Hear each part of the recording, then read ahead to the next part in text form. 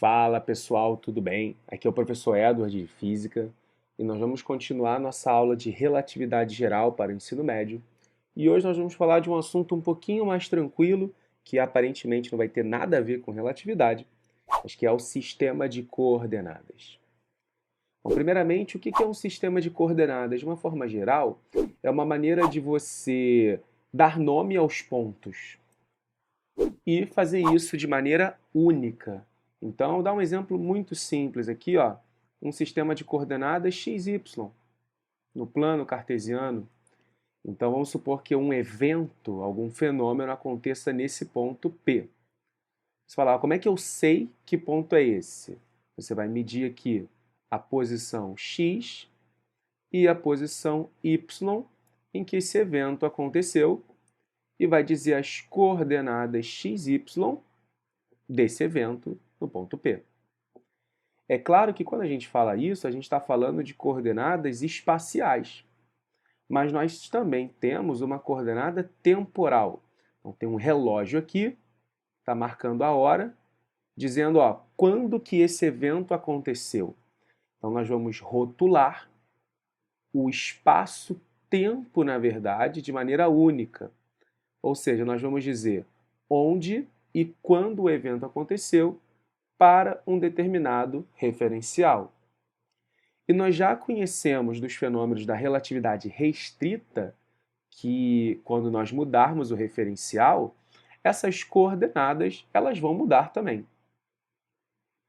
E é claro, pessoal, também não tem somente as coordenadas cartesianas para representar o espaço. As coordenadas cartesianas também talvez sejam um exemplo mais comum. Nós rotulamos o espaço pelas coordenadas x, y, z. Foi isso aqui que a gente acabou de fazer, só colocando o eixo z aqui para frente também. Mas nós também podemos usar um sistema de coordenadas chamado de coordenadas esféricas. Então, finge que o que eu desenhei aqui foi uma esfera, e aí o determinado evento, né, o ponto P, aconteceu aqui. Aí você fala, pô, é o mesmo ponto P que está aqui? Pode ser, porque o evento ele não depende do sistema de coordenadas. As coordenadas vai ser apenas para poder dizer onde e quando que ele aconteceu. Então nós vamos ter aqui um raio, que basicamente vai indicar o tamanho dessa esfera aqui, o raio. Mas não só isso, né? Porque um raio descreve toda a esfera, então pode estar em vários lugares. O raio não descreve de maneira única. Nós vamos precisar também de alguns ângulos. E esses ângulos normalmente são esse aqui e esse aqui, que é o ângulo de latitude e basicamente o ângulo de longitude também.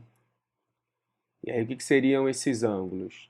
A gente pode usar esse cara daqui, ó, como um dos ângulos, que eu posso chamar, por exemplo, de φ, e esse ângulo aqui que eu vou marcar na base como um ângulo θ. Então imagine que eu projete esse ponto aqui e vou chamar esse ângulo aqui de θ. Então agora nós temos as coordenadas esféricas que vão definir φ, θ e r para descrever a posição em que esse evento aconteceu. Aí você fala, beleza, o espaço eu estou acostumado a fazer esses rótulos. Mas como é que eu faço agora os rótulos do tempo? Porque o tempo talvez não seja tão fácil assim da gente descrever, porque eu não quero saber, vamos supor que eu esteja aqui na origem, eu não quero saber quando que eu recebo a informação. Eu quero saber quando que esse evento ocorreu. Então, o que a gente vai fazer é o seguinte, pessoal, nós vamos primeiro diferenciar o momento em que a gente recebe a informação do momento em que a informação acontece. Para isso, nós vamos ter que usar, vamos supor que esse evento se propague na velocidade da luz, né, que eu estou vendo o evento acontecer. Para isso, nós vamos usar o tempo, o horário em que a gente recebeu. Vamos chamar de t, o horário recebido, tr. E o tempo em que ele acontece eu vou chamar de ta. A diferença entre esses tempos é a propagação do evento do ponto P até a gente aqui na origem do nosso sistema. Então, o instante em que o evento aconteceu, TA, vai ser o instante em que eu recebi o evento menos o tempo de propagação. E qual é esse tempo de propagação? ΔS sobre C. Tá? Então, o tempo que a gente está falando aqui de coordenadas é o tempo em que o evento aconteceu, que é esse TA aqui. Dado que eu conheço o TR, eu subtraio do tempo de propagação para achar quando que esse evento aconteceu no meu espaço-tempo. O objetivo da gente falar sobre o sistema de coordenadas agora é que nós vamos ter que aprender a calcular a distância entre pontos em qualquer sistema de coordenadas. Aí você fala, professor, mas isso é fácil, é só fazer Pitágoras, não é? É verdade. Se você está falando num sistema de coordenadas cartesianas, eu vou desenhar x, y para facilitar, tá certo? Mas no caso aqui seria x, y, z. E eu quiser saber, por exemplo, a distância entre esse ponto, que eu vou chamar de P, e esse outro ponto aqui, que eu vou chamar de Q. Como é que você acha a distância entre esses dois pontos? Você traça aqui a distância entre eles, de fato, que é essa reta, e aí você observa esse triângulo aqui, ó, que você fecha assim. Quem são as coordenadas, quem é o tamanho, né, desse triângulo? E esse verde aqui de baixo é x do ponto Q menos x do ponto P. E esse cara daqui na vertical é o y do ponto Q menos o y do ponto P. Isso tudo em módulo, porque tanto faz quem esteja mais em cima do que o outro. Então, isso aqui é módulo. E aí, para poder achar a distância, a gente vai usar agora o teorema de Pitágoras. Então, se eu chamar essa distância aqui de d, nós temos que d ao quadrado é igual a yq menos yp ao quadrado mais xq menos xp ao quadrado. Ou, se você preferir, só o ΔY, ΔX, assim, ao quadrado. Só que o que acontece, pessoal, é que os nossos sistemas de coordenadas, eles não são cartesianos, porque a geometria da relatividade geral, ela não é euclidiana. Então, se eu tivesse, por exemplo, um sistema de coordenadas assim, quadriculado direitinho, né, que seria o sistema cartesiano, euclidiano, ou seja, plano, a gente vai, pela ação da gravidade, ter um sistema curvo. Sei lá, vou chutar aqui como é que é essa curva. Não precisa ser uma curva certinha também. E aí, esse sistema curvo, como é que eu calculo a distância entre dois pontos? Esse é o problema que a gente vai ter que resolver agora. Pessoal, para isso, a gente vai usar um negócio chamado geometria diferencial. E apesar do nome, né, diferencial, parece que a gente vai usar uma coisa muito sofisticada, a gente vai continuar usando o teorema de Pitágoras. Só que, por que, né, que a gente pode continuar usando o teorema de Pitágoras? Porque apesar disso daqui ser uma curva, se você separa essa curva em pedaços muito pequenininhos, cada um desses pedaços pequenininhos, eles podem ser aproximados para uma reta. Um pedaço muito pequenininho de uma curva é aproximadamente uma reta. Mas, professor, então vai ficar igual ao anterior? Não. Por quê? Quando eu pego dois pontos consecutivos num quadriculado na geometria euclidiana, a distância entre esses dois pontos consecutivos é sempre constante, ou seja, essa diagonal aqui tem sempre o mesmo valor. Na geometria curva, essas diagonais elas podem ter tamanhos diferentes. Dá para ver aqui, né, como tem uma inclinação diferente, elas também vão ter tamanhos diferentes. Mas para calcular essa distância, a gente pode continuar usando o teorema de Pitágoras para intervalos pequenininhos de distância. E essa é a ideia da geometria diferencial. E é claro também que a gente não vai trabalhar com qualquer curva. Nós vamos trabalhar com curvas a princípio bonitas. E eu acho que a curva mais bonita que a gente consegue formular agora é a superfície de uma esfera. Então vamos agora tentar encontrar a distância entre dois pontos nessa geometria, que é uma geometria esférica, tá? O centro da esfera está por aqui, e aí vamos supor que eu queira calcular a distância entre esse ponto e esse ponto. Eu vou chamar esse aqui de ponto P, e esse daqui de cima, vou botar de vermelhinho, ele é o ponto K. Pessoal, eu sei que o desenho não parece, tá? Mas esses dois pontos estão muito próximos um do outro. Então eu vou aproximar tudo isso daqui para uma circunferência. E para fazer sentido, né, com a distância próxima, eu vou chamar de ΔS não, eu vou chamar de ds, que aí já tem a ideia de derivada. Bom, o que nós precisamos encontrar agora é a posição, é quanto vale esse pedacinho daqui, e quanto vale esse pedacinho daqui. Porque aí nós vamos fazer o teorema de Pitágoras para poder achar o valor de ds. Se nós traçarmos aqui a partir do centro, repara, esse pedaço até aqui e esse pedaço até aqui, ele tem a coordenada φ constante. Ele não está mudando a coordenada φ, ele só está mudando a coordenada θ. Que nós tínhamos um valor de θ nessa posição e um valor de θ nessa posição daqui. Então eu vou chamar essa variação aqui, que, né, como a gente falou, é pequenininha, eu vou chamar de dθ essa variação. E agora, sabendo que esse pedacinho vale dθ, né, o ângulo vale dθ, qual é o comprimento do arco de raio? Vamos chamar de R, que é o raio dessa circunferência daqui, que está oposto ao dθ.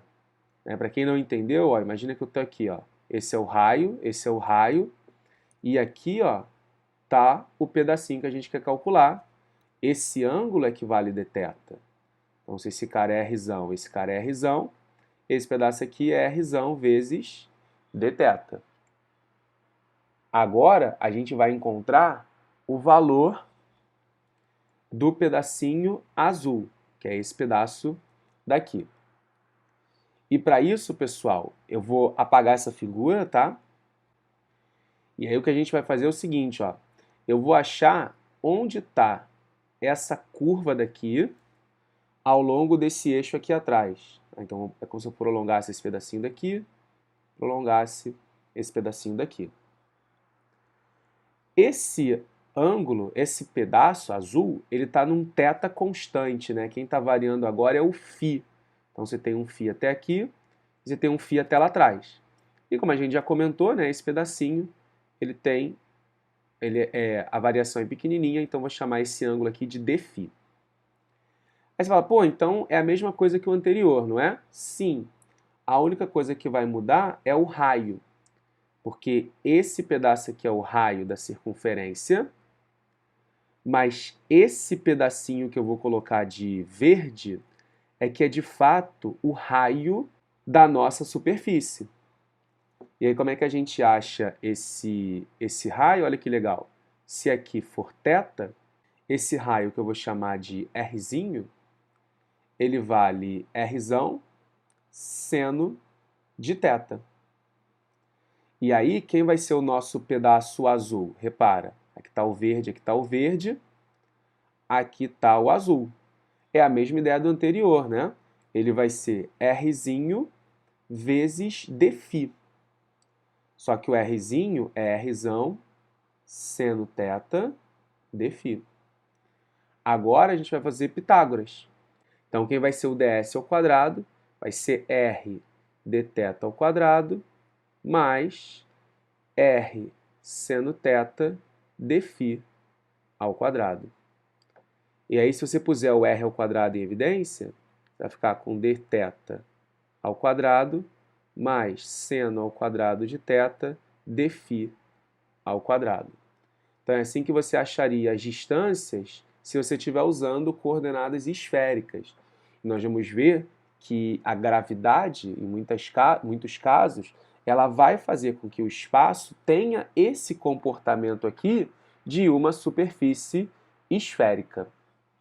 Se nós quiséssemos achar, por exemplo, o comprimento da circunferência, né, que circunferência? Por exemplo, esse pedaço daqui, ó, azul, fazendo a volta lá atrás.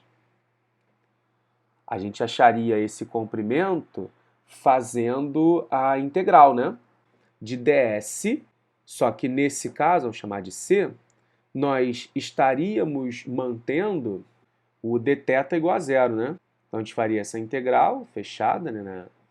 Começa e termina no mesmo ponto. R, vou tirar a raiz quadrada, né? Então vai ficar R seno θ dφ. Só que isso daqui varia de 0 até 2π. E aí, para fazer fazer um θ como se fosse uma variável, eu vou colocar um θ com esse θzão aqui, assim. E aí, quem é a integral de dφ é φ, né? A integral de dφ vai dar φ de 0 até 2π, que é o próprio 2π.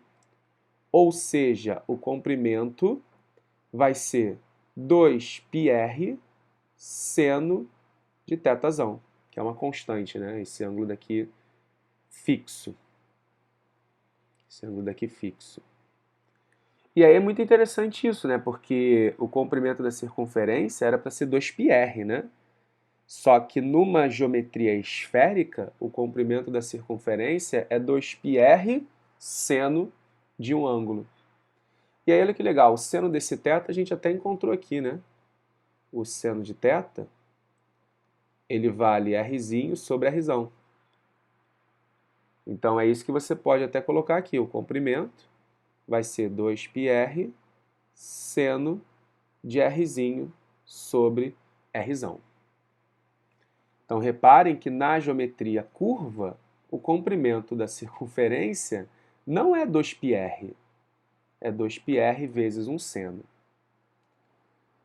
Mas professor, e como é que eu acho 2πr, né? O que significa o 2πr? Bom, o 2πr significa o seguinte: se nós pegarmos uma superfície plana, ou seja, uma superfície euclidiana, a superfície euclidiana, o r tende para infinito, né? Se o r tende para infinito, r sobre r é muito pequeno, tende a zero. E a gente sabe que o limite de seno de x, quando x tende a zero, é o próprio valor de x, né? Aquele limite fundamental. Então a gente pode pegar esse resultado do comprimento numa superfície plana, que é o limite quando o r tende para infinito. Isso vai dar 2πr, r sobre r. Gente, olha que legal é isso daqui. Cortou, ou seja, o comprimento da circunferência é 2πr. Então repara que quando a gente faz o limite da superfície esférica tendendo para uma superfície plana, voltam as equações que a gente conhece da geometria euclidiana.